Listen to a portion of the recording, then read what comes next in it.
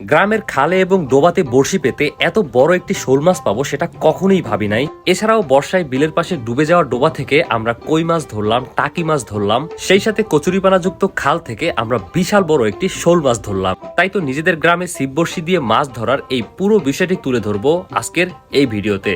আর সেজন্যই সকাল সকাল বড়শি আর বালতি নিয়ে আমি চলে যাচ্ছি মাছ ধরার জন্য। আর প্রথমেই আমি বড়শিটা ফেলে যাব আমাদের বাড়ির সামনের এই খালে। আর খালে কিন্তু দেখতে পাচ্ছেন কচুরিপানা একদম ভরে গিয়েছে।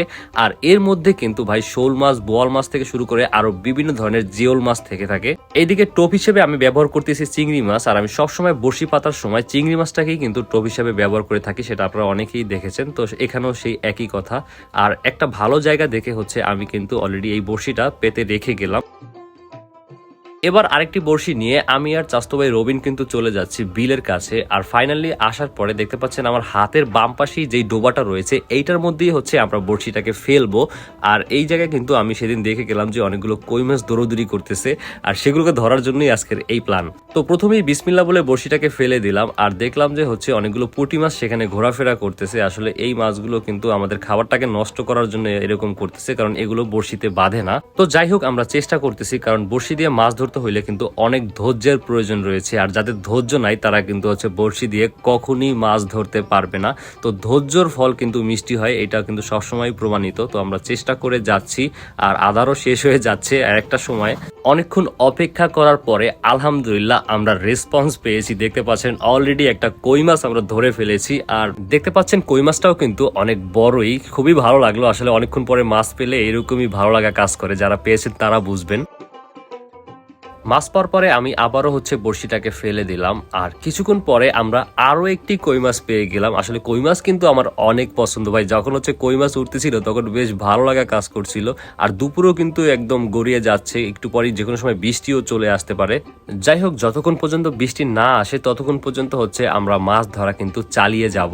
এখন যেখানে বড়শিটা পেতেছি এই জায়গায় হচ্ছে একটা টাকি মাছ দেখেছি, অনেক বড়। আর টাকি মাছ ধরার জন্য কিন্তু এইভাবে হচ্ছে টোপটা ফেলতে হয়। এটাকে আমাদের গ্রামের ভাষায় আমরা বলে থাকি টোয়া, যে টোয়া দিয়ে হচ্ছে টাকি মাছ ধরা।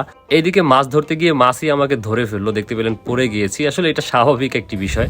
এই জায়গায় হচ্ছে একটা টাকি মাছ অনেকক্ষণ যাবত হচ্ছে ঘোরাফেরা করতেছে, মানে ওইটার দিকেই হচ্ছে আমার নজর। টাকি মাছ ধরতে গিয়ে আমরা ধরে ফেলেছি কই মাছ। আর আজকে মনে হয় কই মাছের রাশিটাই আমাদের বেশি ভালো, বাট তারপরও ওই মাছটা কিন্তু আমার ধরতেই হবে। আর সেজন্য আমি আবারও কিন্তু চেষ্টা করতেছি। আর বারবার চেষ্টা করার পরে ফাইনালি হচ্ছে আমি মাছটাকে ধরে ফেলেছি। আসলে আপনারা ভাবতে পারেন যে একের পর এক মাছ পাচ্ছি, আসলে না, এই মাছগুলো ধরতে কিন্তু অনেক সময় গিয়েছে। আমরা সকালে এসেছি, অলরেডি কিন্তু দুপুর হয়ে গিয়েছে। আর ভিডিওতে হয়তো এটা আমরা খুব দ্রুত দেখাচ্ছি, বাট এই মাছগুলো ধরতে আমাদের কিন্তু অনেক কষ্ট হয়েছে।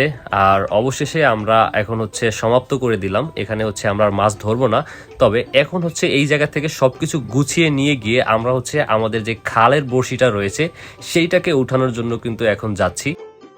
খালের বড়শিটা উঠানোর পরে আমরা বিশাল বড় একটি শোল মাছ পেয়ে গিয়েছি। আসলে বড়শিটা উঠানোর মেইন সময় কিন্তু আমাদের ভিডিওটা চালু ছিল, বাট হচ্ছে ওইটাকে অন করতে ভুলে গিয়েছিল আমাদের ক্যামেরাম্যান। বলতে গেলে খুবই গুরুত্বপূর্ণ একটা ফুটেজ মিস হয়ে গিয়েছে। আর যাই হোক, আমরা কিন্তু ফাইনালি যে এত বড় একটি শোল মাছ পাবো সেটা কখনোই ভাবি নাই। জাস্ট আমি পাইতে রাইখা গেছিলাম যে কিছু বাজে কিনা, বাট এই জায়গায় যে এত বড় একটি মাছ পেয়ে যাব এটা আসলে আমি কখনোই ভাবতে পারি নাই। ভালো থাকবেন সবাই, দেখা হবে নতুন ভিডিওতে। আল্লাহ হাফেজ।